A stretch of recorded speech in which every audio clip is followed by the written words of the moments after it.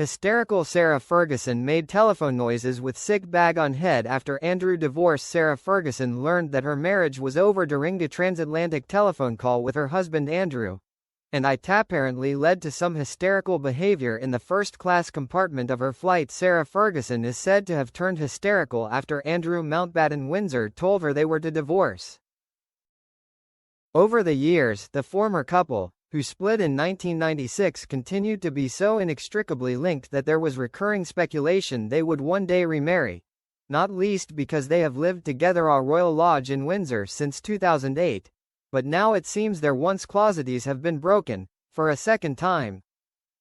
The former Duchess of York and her ex-husband have completely retreated from the public eye amid continuing outrage and disgust over their connections to Jeffrey Epstein. Sarah is said to be finally ready to ditch Andrew and considering a move abroad, possibly to Portugal, where younger daughter Princess Eugenie lives on a part-time basis. It was no doubt a difficult decision to end her union with Andrew. Sarah was said to be distraught when their official marriage finally came to an end, despite the fact she had allegedly embarked on 2 affairs within that time. Barely 3 years married and while pregnant with her second daughter, Sarah is said to have begun a romance with Texan businessman Steve Wyatt. It was later claimed that Steve, not Andrew, was the love of her life and that she fell head over heels in love with him. Steve Wyatt was the main reason for the breakdown of her marriage, claimed David Lee, co-author of The Duchess of York Uncensored. She met him at a time of her life when she was exceptionally low and felt Andrew wasn't supporting her. She went to Texas and she met a very handsome and rich Texan who was very attentive and loving, and they very quickly fell in love. Andrew may have been her best friend, and he probably still is now and probably always will be, but Steve Wyatt was the love of her life. She then had an alleged dalliance with Wyatt's friend and cousin-be marriage, John Bryan, and the subsequent scandal that followed was the final nail in the coffin for her marriage. Sarah had already come under scrutiny when photographs showing her on holiday with Wyatt in Morocco were published, including images of the Texan cuddling Princess Beatrice in a fatherly way.